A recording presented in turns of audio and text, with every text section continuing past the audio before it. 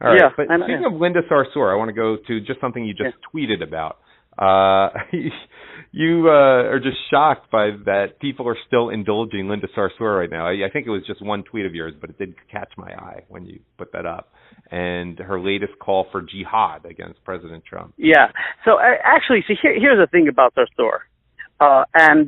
People, I mean, she's a very, very wise woman.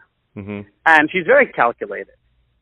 She knows, and we know, that the application of the word jihad, the way she used it, was not meant to say we are going to take arms and physically attack the White House. Mm-hmm.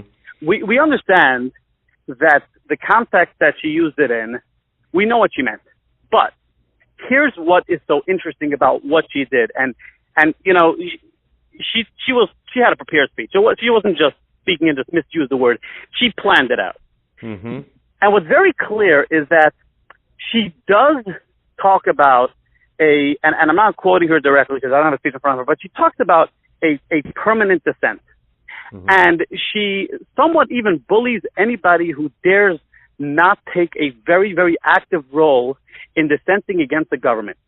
She calls our government fascist. And we're talking about a democratically elected president. So she's basically saying that the democratic system is fascist. She called our government. She used a few other such terms, white supremacists. Mm-hmm.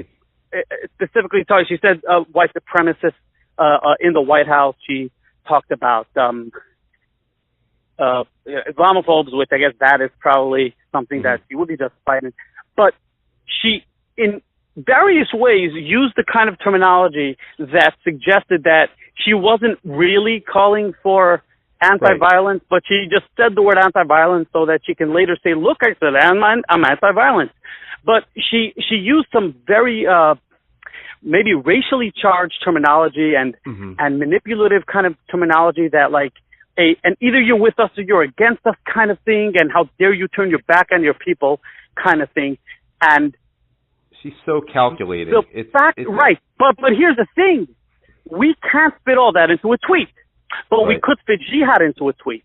And she wanted that to be the story. She mm-hmm. wanted the word jihad to be what everybody discusses the next day, so that she could say, hey, look how stupid and narrow-minded the conservatives are, because they're saying that I said I wanted a way jihad. All I'm saying is we want to have this internal struggle for perfecting ourselves before Allah. And fact of the matter is, sure, that's what she meant, but she crafted it in a way. And, yep. and now it's what like, if she didn't? Jake, it's like 15 years ago, the graduation speech at Harvard by a student was called My Harvard Jihad. And it's all about normalizing the term, just like it's like normalizing wearing the hijab as a symbol of feminism at the Pussy Hat March. And these people are so calculating. That's the impression I get. But you know what? I mean, here's the thing.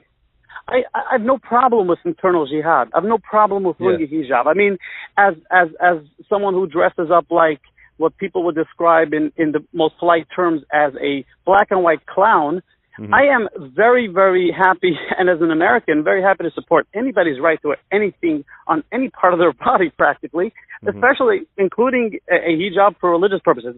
I'm so fine with that. I'm fine with the term jihad. It's just the fact that she used it in a way that could, in such an insightful and manipulative manner, just to rile people up. It's the kind of thing that we have to be very much on the alert for. And the problem is that we're talking about it. It's the kind of thing where you have to talk about, which means that she wins. And it's the same thing. I draw a parallel between when President Trump tweeted out that everybody at the G20 was talking about. I was just thinking the same thing. Exact same thing. So exactly. So he wills it into being. He creates something just because he willed it to be created, and that's what she's able to do. She's able to create a narrative by creating the narrative. But the narrative didn't have to exist, but it only exists because we allow it to exist, because she made it exist, which it wouldn't exist without us agreeing to go along with her.